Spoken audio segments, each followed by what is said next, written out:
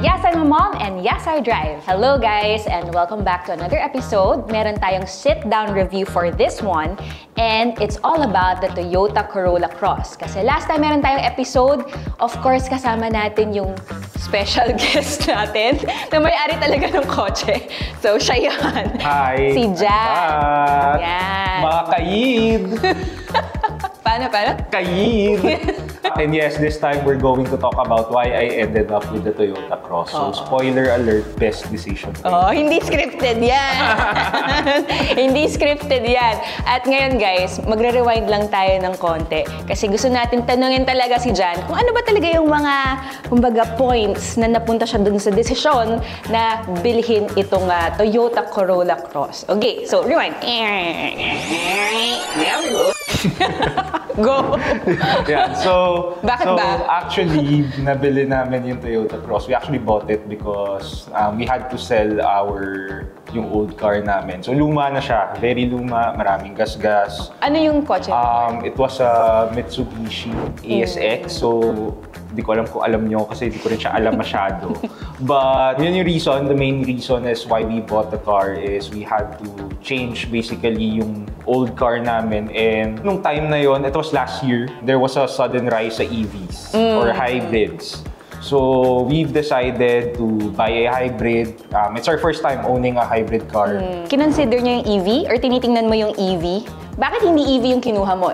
Ang kinuha mo hybrid? Yeah, so a reason why we bought yung hybrid kasi yung EV, the way we're seeing it kasi pag nagdi-discuss kami mga family, parang ang hirap kung saan namin i-charge. So, wala kasing nakaabang na charger sa bahay. So, lalo sa garahe, no? Parang ayaw naman namin pumunta ng mall just to charge. Gano'n ba kalahin? Nakatipid ka nga sa kuryente, napabili ka naman sa mall. So, I think medyo same lang naman siya. Pero I think maganda rin yung hybrid kasi meron kang baga dalawang options kung anong gagawin mo. Pwede kang mag fully electric or pwede kang mag gas consumption, di ba? So, yes. Okay nga talaga na hybrid ang iyong choice for the Toyota Corolla Cross. So, bakit nga ba Corolla Cross yung nakita ninyong perfect hybrid for you and your family? Actually, we chose Toyota Cross kasi first, it's a Toyota. Tagal na ng Toyota here in our country. And before, I drove a lot of Toyota cars, Avanza, Vios. Di nasisira. So, kahit na medyo nasagi ko siya. Okay pa naman siya. Parang karabas na yan. So that's why we chose Toyota talaga. Kasi first, yung parang yung first hybrid option. And of course, the next option would be a RAV4 or a Camry or a Zenix. For us kasi sa family namin, we mostly drive separately. Hindi talaga kami bumibiyahe ng sama-sama. So we don't need a big car. So ano yung tatlong non-negotiables na meron ka whenever you're car hunting? First would be fuel efficiency. Next one would be, syempre, mismo na price ng car. And the other one naman would be, I guess, siguro sa looks. So, syempre, parang very sleek, ganyan. Parang mo ang cool. Cool. Jan, what are other cars that you were considering during the time that you were looking for one? So, we had two options. First was the Toyota Cross talaga. Then, may nakita kami sa Facebook. Kasang Subaru na WRX. So, yun, medyo mabilis. Second-hand? Yes, that's a second-hand car. Actually, mura na and maganda rin naman siya, low odo or mileage. Ang feedback sa amin is when we were talking sa cars, medyo matagtag kasi it was designed to be a rally car. So, especially sa roads dito, parang ayoko na matagtag. Hindi comfortable. Now that you've owned it for a while, ano naman yung experience mo personally dun sa car that you chose? So far, okay naman siya. It's a decent car. Matipid rin siya. As mentioned yung sa video namin, ang paggas ko lang sa kanya around 1,800 to 2,000. That's good for 3 weeks already. So tipid siya compared to the other car that I'm using na medyo gas siya, malakas sa gasolina. For the cars doing, definitely the CarPlay. Yun kasi yung isa sa mga newer models na cars namin. Very useful. Tipid talaga siya sa gas. Yun lang ang comment ko sa kanya. Definitely hybrid would be an efficient option. So, kasya naman yung mga gamit? Kasya naman, I can fit around 2 to 3 bags. Pwede naman. Pero, yun, wala nga akong friends. Puro na lang golf clubs Isa lang bag. ang bag na kaya kong ipagkasya. So, Siksik na lang sila or hindi na sila kasama. Okay, so na-compare mo ba yung feeling when you were driving a combustible engine car compared to a hybrid right away? As in, nakita mo yung difference. And did you like it or medyo may hesitation? it was very awkward at first kasi parang feel ko hindi siya gumagana. So I had to... Pero gumagana naman pala. Oo, start ako ng start. Ito na pala yun, gumagana na pala. So, yun lang yung only thing that I've noticed. Tahimik talaga siya sa cabin if naka-electric. Mahirap ba ipaayos yung hybrid for you? Actually, at first, we were worried kasi when doing maintenance, syempre, ang kailangan lang natin intindihin is the car itself, diba? Especially if gas-operated siya, yung engine lang titingnan mo and everything. So, we were worried na, for example, there's a battery, then there's an engine pa na gas-operated. So, wouldn't that parang dalawa yung babayaran ng maintenance? Right. So, when I had my first maintenance, mura naman siya, di naman siya ganun kamahal. I think it's standard. Same naman sa gas na cars namin. Almost the same lang yung price. But eventually, we'll see. I think pag nasira talaga yung battery, that's another conversation. So marami tayong mga myths and concerns din about hybrid cars. Kaya tatanungin natin si Jan tungkol sa mga myths na to, kung totoo ba o hindi. Okay? Okay. Game. Una, very expensive ba compared to others?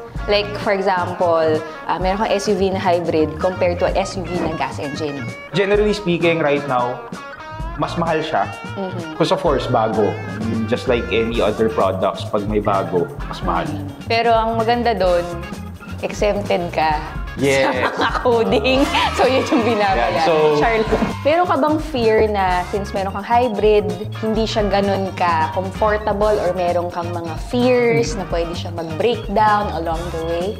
Actually, yung worry ko sa cars isn't really more on kung kaya ba siya ng hybrid, but more on the ground clearance. Ng Corolla Cross? Yes, so it's kind of low. Medyo mababa siya compared to the cars that I'm used to driving since mostly I drive SUVs. Medyo mababa siya. Plus, if you're gonna think about it, na syempre kuryente, battery, then tubig, baka naman makuryente ako. So, Paano yun? Baka makita. Ito na. Paano yun? Baka makita niyo ako sa balita, gumagano'n. So far, meron ng mga nadaanang baha, but it's not really that high. So, hanggang ankle lang. Wala pa naman knee height. So far, kaya naman niya. Siguro ang di ko lang sure is, kasi usually diba pag gas engine, talagang itotodo mo yung gas para di pumasok yung tubig. So not sure lang siguro if I'm in that situation, di ko lang gagawin. Kung tatapakan ko ba siya malalim Just or float away. magpapakuryente na lang ako. So if you had to describe the perfect owner for the Corolla Cross, ano siya? Sino siya? Anong personality niya? More on city driving if you want a more efficient car, especially for those who works in Personality corporate. niya, ganyan. Corporate siya. So, Corporate siya. Wala Konti siya. lang yung out of town niya, more of city, Yes, ganyan. Wala pa siyang asawa, pero maraming panganay. Ganon.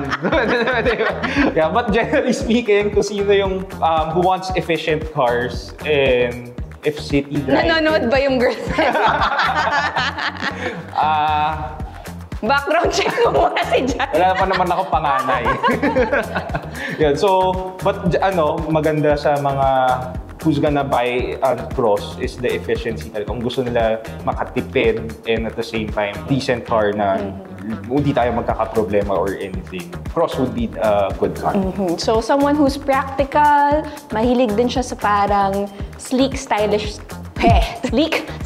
car kasi it looks very businessy for me. When I saw it, parang, madadala ko to sa isang corporate event, business meeting, di ka mahihiya na parang this is what you're gonna drive to a talk, ganyan. So I Yes. think it really has that corporate vibe, sabi mo nga kanina.